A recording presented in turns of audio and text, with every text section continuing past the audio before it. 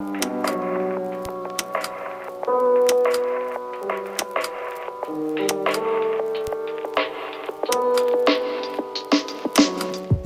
movie or series lit your fuse and made you have to tell stories on screen? Well, I was quite young. I couldn't have been more than 7 or 8 years old, I guess. I was watching a charming film from the 70s called Foul Play. And I remember this beginning of the movie, this small bug is zooming down the Pacific Coast Highway, and it comes around a bend. And then as it did that, the song, an old Barry Manilow song called Ready to Take a Chance Again was playing. And as it played, the song really hit its stride. And I remember the feeling that I felt as I was watching that, the emotional impact I had, how the song filled me, because I loved the song. It was a song of my time.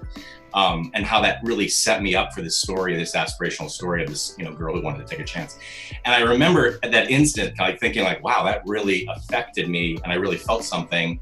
And it was that instant, I guess, that I realized how that music was a huge part of my life, having come from the musical theater, how it affected me and how it affected the story. And I made that connection and then kind of put it on a table until years later when I was in high school, working in theater. I was continued to work and I sat down to see a movie, Amadeus, Milos Forman film. From the first moment, the compelling narrative that he fashioned and intricately weaving the music into the story in a way that was so breathtaking and so seamless.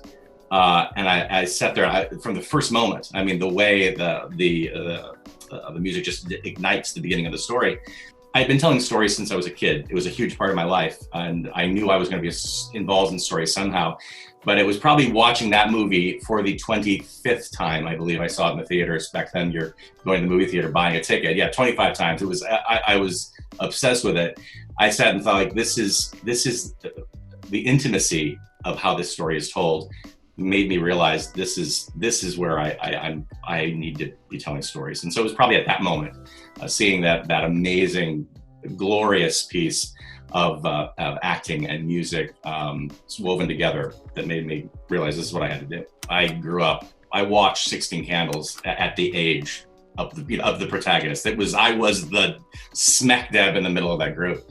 And those movies really, I mean, I love them all, but 16 Candles and probably Ferris Bueller, both, were telling the story from a perspective. It did not look down at that or say it with a wink. It took those things that were happening very seriously, but did it in such a colorful, heightened, delightful way. It's like very, very real problems presented in this heightened kind of delightful manner. The geek is a little bit more geeky than they would actually be.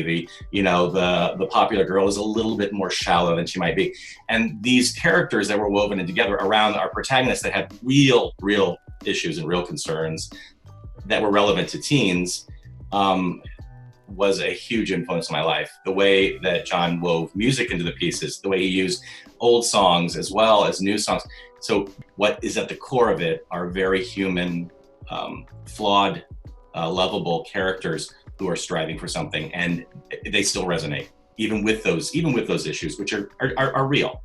But there's so much more humanity in those movies that is wrapped around an enormous amount of fun and energy and youthful, passions. On your way up, what movie or series did you watch that was so good it made you question if you could ever rise to that level? When I began to understand what Peter Jackson did in The Lord of the Rings, I sat in awe of the excellence just across all areas from adapting this incredibly difficult book to adapt. I mean, so many people tried and wanted to.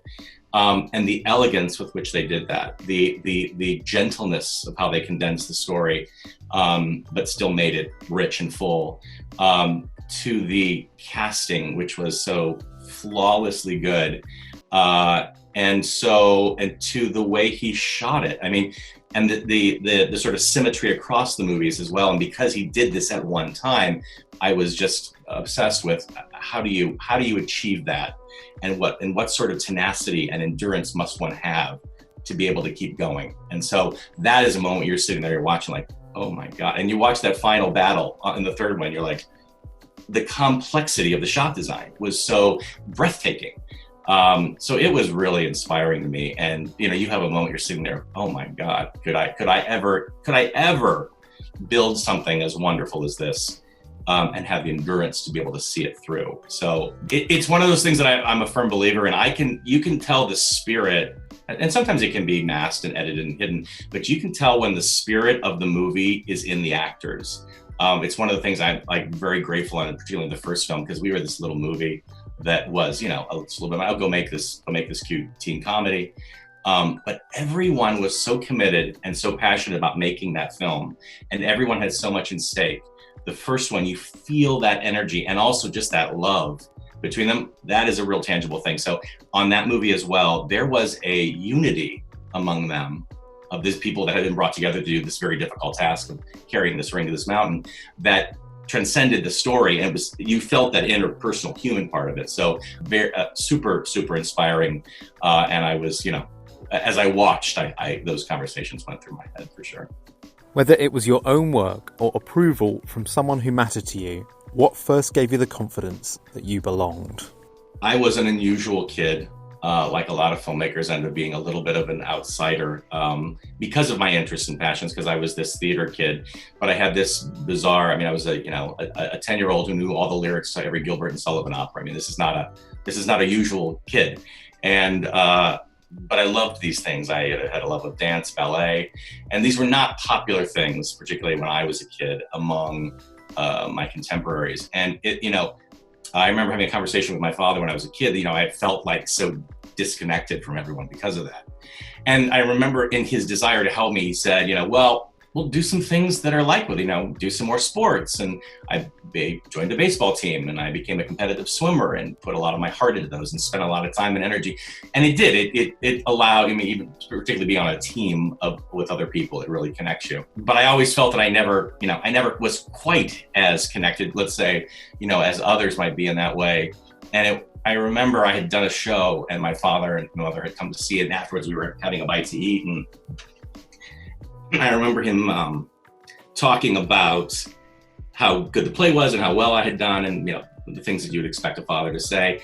And then just out of the blue, and he said, all of the stuff that you felt made you different was the stuff that actually lets you be the thing you are. And for me, that was like a moment. I was like, oh, so the stuff that alienates me, it might be the exact stuff that's going to help me do what I want to do. And I think it was that moment with my dad that really, resonated. What was the biggest obstacle you overcame that allowed you to turn the projects that influenced you into your own language? It's probably, to be perfectly honest, it's probably just that I didn't know a single person when I got here. I came from New York. I was a commercial director and worked in industrial film in New York. And that's kind of how I made my transition out of theater into directing for the camera. For me, it was that moment when I decided I'm just going to tell a story. And this was my thesis, Zombie Problem. I'm just going to tell a story that I know I can tell well, that I'm passionate about, that I love. And I just did that, and then started to make a list of every person that I would want to work on it if they could. This is impossible. I'll never get these people, but it was a little bit of a horror comedy, so Wes Craven would be so great. Or I love Colleen Atwood's costumes. They're mind-blowingly creative. And this crazy list that we made actually became a guide for us, and as we began to make the movie, to just find these people. And we found places where they were, and I was able to, at one point or another, just to talk to them for nothing more than just, I'm doing this project. I'd love to get your thoughts or your guidance on it. And those little relationships, as I shared with what I wanted to do and how impossibly hard it was that I wanted to do, became connections. And, and Wes Craven in particular was so generous, offered the help. Stan Winston, the zombie prosthetics, was all these people started spinning around me in a place where I was told no one wants to help you. That for me was probably the thing that allowed, because I presented a much, much larger, more lavish film. Skywalker Sound did our sound design. ILM helped me do this. I didn't know anyone there. It was just picking up the phone and trying to connect with these people for guidance and mentorship. And it became professional relationships that I still use. I just did visual effects at ILM. And I will always be grateful for them helping me launch my career. What keeps you optimistic that this industry will be able to rebound? the same thing that allowed me to be optimistic when I arrived here, because there is no earthly reason why anyone should make it. It's so difficult to cut through. It just, there's so many people, so many talented people that all want to do the same thing. So when I got here, I remember I had a meeting with a producer. Zombie Prom had come out and it had done quite well. And I had a meeting with a producer, and they were talking about bemoaning the market and how, indie films were dead. The great Tarantino years were behind us. And I remember him saying, 10 years ago, I could have taken the script and sold it in 2 seconds, and how it's all changed. And I remember thinking, oh God, did I miss it? Did I miss it? And what I quickly saw happening was that it was just going through this strange reset. And suddenly, as time moved on, you saw these other vehicles. And, you look at the streaming service, a movie like The Kissing Booth. In fact, I will tell you, agents prior to that, when we were years ago, when I first got in the book, and this is like 6 years ago for the first Kissing Booth, you will never sell this movie. No one will want to do this. And suddenly this space emerged with the streaming services, where you were able to tell stories that were huge staples at one time that had sort of been thrown to the wayside because of the cost of marketing these films. And so my hope that I have, and my optimism, comes from the fact that the market will change because the need remains, which is to have marvelous stories being told by people who care about telling them. And that's not going to change because we're still here. And we're still fighting to do this. So it will evolve. And how will theatrical be? It's going to be different for sure. I firmly believe that there's a space for it. It will not go away, because that experience of watching it together is unique. And having come from the theater, I have years of proof of that. Every time I screen one of my movies in a group, it's a different vibe.